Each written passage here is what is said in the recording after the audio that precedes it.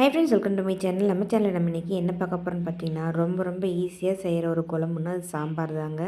அதையும் ரொம்ப சிம்பிளாக எப்படி செய்யுதுன்னு நம்ம இந்த வீடியோவில் பார்க்கலாம். ரொம்பவும் சிம்பிளுங்க. கண்டிப்பாக நீங்களே எல்லாருமே ட்ரை பண்ணி பாருங்கள். அதே மாதிரி நம்ம வீடியோ கடைசி வரைக்கும் பாருங்கள். ஒரு டிப்ஸ் இருக்குதுங்க. இந்த டிப்ஸ் வந்து எல்லாருக்குமே ரொம்பவும் யூஸாக இருக்குங்க. வீடியோக்குள்ளே போகிறதுக்கு முன்னாடி நம்ம சேனல் வரைக்கும் சப்ஸ்கிரைப் பண்ணாதீங்க, சப்ஸ்கிரைப் பண்ணிக்கோங்க. அப்படி நம்ம வீடியோ பிடிச்சிங்கன்னா மறக்காமல் நம்ம வீடியோக்கு லைக் போட்டு விட்டுருங்க ஃப்ரெண்ட்ஸ். இப்போ வாங்க வீடியோக்குள்ளே போகலாம். இப்போ சாம்பார் தாளிக்கிறதுக்கு ஒரு பாத்திரத்தில் கொஞ்சமாக எண்ணெய் விட்டுருக்கேங்க. நம்ம கறிவடகம் ஆல்ரெடி செஞ்சு வச்சுருக்கோம் இல்லைங்களா, அதில் தானே நம்ம தட்டி ஒரு ஸ்பூன் அளவுக்கு சேர்த்துருக்கோம்.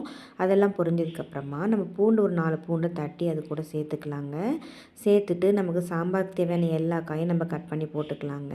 நான் வந்து என்னென்ன காய் எடுத்திருக்கேன்னு பார்த்திங்கன்னா, கத்திரிக்காய், முருங்கைக்காய், கேரட்டு, பீன்ஸு இது எல்லாத்தையும் நான் சேர்த்துருக்கேங்க. உங்களுக்கு இன்னும் காய் வேணுன்னா கூட சேர்த்துக்கலாம். இப்போ எல்லா காயும் கட் பண்ணி நம்ம சேர்த்துட்டோம். இத்தனை காயை நம்ம போட்டு செய்கிறப்போ ரொம்ப ஹெல்த்தியாக இருக்குங்க. குழந்தைங்களுக்கும் நல்லா ஹெல்த்தியான சாப்பாடு கொடுத்தோம், நமக்கு ஒரு திருப்தி இருக்கும். இப்போ இந்த காய் எல்லாத்தையும் சேர்த்துட்டு நல்லா அந்த மாதிரி கலந்து விட்டோம்னா, கலந்து விடுறப்ப இந்த குண்டா வேறு அங்கிட்டும் இங்கிட்டும் போயிட்டே இருக்கு பாருங்கள். அதை பிடிக்க முடியாது, பிடிச்சா நமக்கு சுடு, கையை சுடு இல்லைங்களா, அதனால் அப்படியே விட்டுட்டோம்.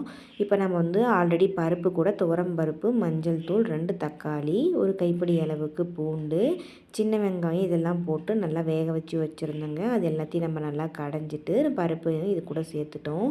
தேவையான அளவுக்கு தண்ணி நம்ம அது கூட சேர்த்துட்டு, சாம்பார் தூள் வந்து ஒரு 3 ஸ்பூன் வர அளவுக்கு நம்ம சாம்பார் தூளும் நம்ம சேர்த்துட்டோங்க. சேர்த்துட்டு நல்லா இந்த மாதிரி கலந்து விட்டுடலாம். காயெல்லாம் நல்லா வேகட்டும். இப்போ காயெல்லாம் பாருங்கள், ஒரு பாதி அளவுக்கு நல்லா வெந்துருச்சு. ஒரு எலுமிச்சப்பழ சைஸ் அளவுக்கு புளி ஊற வச்சுருந்தேங்க. அந்த தண்ணி நம்ம இது கூட சேர்த்துக்கலாம். சேர்த்துட்டு நல்லா இந்த மாதிரி கலந்து விட்டுடலாங்க. காயெல்லாம் நல்லா வேகட்டும்.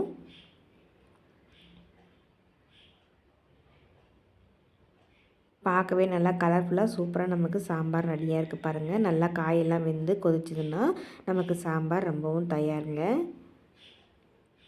இப்போ இதுக்கு தேவையான அளவுக்கு உப்பு சேர்த்துக்கலாம்.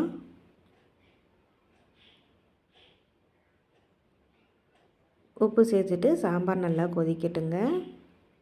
இப்போ நம்ம ஒரு டிப்ஸ் சொல்கிறேன்னு சொன்னோம் பார்த்தீங்களா, நமக்கு வந்து இப்போ என்னென்னா, குழம்பு எந்த குழம்பு வைக்கிறதா இருந்தாலும் நடுவில் இந்த மாதிரி கொதிச்சதுன்னா நமக்கு உப்பு கரெக்டாக இருக்குது அப்படின்ற அர்த்தங்க. அப்படி இல்லைன்னா சைடில் கொதிச்சுது அப்படின்னு பார்த்தீங்கன்னா நமக்கு உப்பு கொஞ்சம் கம்மியாக இருக்குது அப்படின்னு நமக்கு அர்த்தம். கண்டிப்பாக நீங்கள் ட்ரை பண்ணி பாருங்கள். இப்போ பாருங்கள், காயெல்லாம் வெந்து சூப்பராக நமக்கு சாம்பார் தயாராகிடுச்சு. கடைசியாக மல்லித்தலை தூவி இறக்குனோம்னா ஒரு சூப்பரான சாம்பார் தயாருங்க. நீங்களும் உங்கள் வீட்டில் இதே மாதிரி செஞ்சு பார்த்துட்டு எப்படி இருக்குன்னு எனக்கு மறக்காமல் கமெண்ட்டில் சொல்லுங்கள் ஃப்ரெண்ட்ஸ். இந்த வீடியோ பிடிச்சதுன்னா மறக்காம நம்ம சேனலை சப்ஸ்கிரைப் பண்ணிவிட்டு லைக் பண்ணிக்கோங்க. இதே மாதிரி இன்னொரு வீடியோவில் நம்ம பார்க்கலாம். தேங்க்யூ.